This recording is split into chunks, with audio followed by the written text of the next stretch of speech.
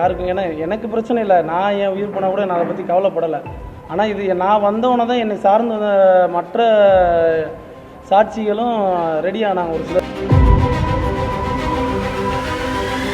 குற்றத்துக்கு சம்மந்தப்பட்டவங்க எல்லாத்துக்குமே நடவடிக்கை எடுங்கன்னு தான் நான் என்னோட கோரிக்கை. நீதிமன்றத்தில் கண்டிப்பாக அதை நான் சொல்லுவேன். அவரோட ஃபுட்டேஜை, அவரோட கால் ஹிஸ்டரியை ராஜான்ற காவலர்களால் விசாரணைக்கு அழைத்துச் செல்லப்பட்டு அஜித்குமார் கொல்லப்பட்ட விவகாரத்தில் பல்வேறு திடுக்கிடும் தகவல்களை பகிர்ந்திருக்கிறார் வீடியோ எடுத்த சக்தீஸ்வரன். தனக்கு பாதுகாப்பு கேட்டு டிஜிபிக்கு ஆன்லைனில் மனு அளித்தவர் இது தொடர்பாக செய்தியாளர்களிடம் பேசியிருந்தார். அப்போது இந்த சம்பவத்தில் சாட்சி சொன்ன தான் உட்பட அனைவருக்கும் பாதுகாப்பு வழங்க வேண்டும் என்று கோரிக்கை வைத்தவர், என் உயிருக்கு என்ன ஆனாலும் பரவாயில்லை, என்னை நம்பி சாட்சி சொல்ல முன்வந்த மற்றவர்களின் உயிர்களுக்கு எதுவும் ஆகிவிடக்கூடாது என்று கேட்டுக்கொண்டுள்ளார். கடைசி நேரம் வரை மாமா அப்படின்னு சொல்லி அவன் கண்ணில் பார்த்தேன் நான். அவ்வளோதான். இதை மற்ற விஷயத்தை நான் சொல்லிடுறேன், அங்கே சொல்லிட்டேன்.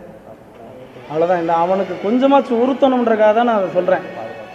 நாங்கள் கோர்ட்டே அன்றைக்கி ஹைகோர்ட்டு டைரக்ஷன் ஐயா நீதிபதி என்ன சொன்னாங்கன்னா, அவங்களுக்கு ப்ரொடெக்ஷன் கொடுங்கன்னு உடனே கொடுங்கன்னு அன்றைக்கி சொன்னாங்க.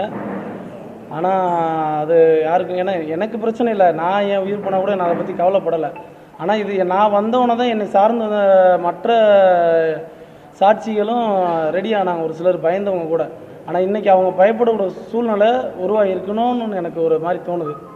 அதோடு முதலில் உண்மை தகவலை சொன்னபோது காவலர்கள் தன்னையே தவறாக சொன்னதாகவும், மனிதாபிமானமே இல்லாமல் தன்னையும் ஒரு சிலர் குற்றம் சாட்டுவதாகவும் வேதனை தெரிவித்துள்ளார். அஜித்குமாரின் உடலில் பல்வேறு இடங்களில் காயம் ஏற்பட்டு கொடூரமான முறையில் மரணம் அடைந்த நிலையில் காவலர்களின் சித்திரவதையை சக்தீஸ்வரன் எடுத்த வீடியோவை வெளிச்சத்திற்கு கொண்டு வந்திருந்தது. மடப்புரம் பத்ரகாளியம்மன் கோயிலுக்கு அருகில் உள்ள இந்து சமய அறநிலைத்துறையின் உதவி ஆணையர் அலுவலகத்திற்கு பின்புறத்தில்தான் காவலர்களால் துன்புறுத்தலுக்கு ஆளாகியிருக்கிறார் அஜித்குமார். சுற்றி நின்று காவலர்கள் கம்பியால் தாக்கிய போது அங்கிருந்த அறை ஒன்றின் சிறிய ஜன்னலில் இருந்து 31 நொடிகளேயான வீடியோவை பதிவு செய்திருந்தார் சக்தீஸ்வரன். என்னதான் வீடியோவாக பதிவு செய்தாலும் அஜித்குமாரை காப்பாற்ற முடியவில்லையே என்ற வருத்தம் தனக்கு இருப்பதாகவும், தன்னால் தூங்கக்கூட முடியவில்லை என்றவர் அந்த 31 நொடி அடங்கிய வீடியோ எடுக்கும்போது அலுவலகத்தின் பின்வாசல் வழியாக யாரோ வருவது போல் இருந்ததால் அங்கிருந்து வெளியேறிவிட்டதாக கூறியுள்ளார். நான் தான் அடிச்சு கொண்டாந்து விட்டேன்னு தான் சார் சொன்னாங்க. அதை தான் சொல்லிட்டேன் நான் ஆரம்பத்திலேயே. நான் தான் அடிச்சு கொண்டாந்து ஒப்படைச்சோன்னு சொல்லிட்டாங்க. தெரியும். இல்லை அதான் அது தெரியும். நாங்கள் எல்லார்ட்டையும் சொல்லியாச்சு. என்ன நடந்துச்சுன்னு கேட்டாங்க. யார் இந்த பையனை ஸ்டேஷன் கூப்பிட்டு வந்தான்னு கேட்டாங்க. கூட பணிபுரிஞ்ச பையன், அன்றைக்கி கஸ்டடியில் இருந்த பையன் தான். அன்றைக்கி அந்த பையனை தான் அன்றைக்கி வந்து பைக்கில் ஏற்றிட்டு போகிறாப்புல ஸ்டேஷனுக்கு. நாங்கள் யாரும் ஸ்டேஷனுக்கு அவரை ஏற்றி கூட்டிகிட்டு போகல. அந்த அம்மா போக முடியலன்னு சொன்னால கூட்டி போய் விட்டாங்க. அவ்வளோதான். ஸ்டேஷனை காட்டுங்கன்னு சொன்னப்போ அங்கே டிரைவர் ஒருத்தர் வண்டி எடுத்துகிட்டு போகிறாரு. அவரை ஏற்றுறதுக்கு நாங்கள் பைக் எடுத்துகிட்டு போகிறோம். அவ்வளோதான்.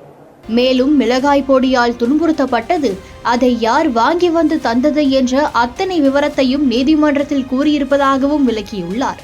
வெளியே வந்துட்டோன்னா அதுக்கப்புறம் நான் திரும்ப என்ன உள்ள ஒருத்தவங்க வர மாதிரி இருந்துச்சு ஆஃபீஸ்க்குள்ள.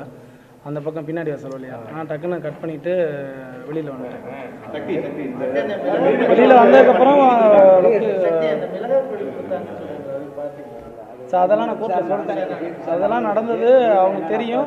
அது வாங்கி கொடுத்தவங்க யாருன்னு தெரியும். வாங்கிட்டு அதோடு தனிப்படை காவலர்களுக்கு குற்ற பின்னணியில் உள்ள பலரின் தொடர்பு உள்ளதால் தங்களுக்கென்று தனி பாதுகாப்பு கொடுக்க வேண்டும் என்றவர், அப்படி பாதுகாப்பு கொடுப்பவர்கள் சிவகங்கை மாவட்ட காவல்துறையாக இருக்கக்கூடாது என்றும் வேண்டுகோள் விடுத்துள்ளார்.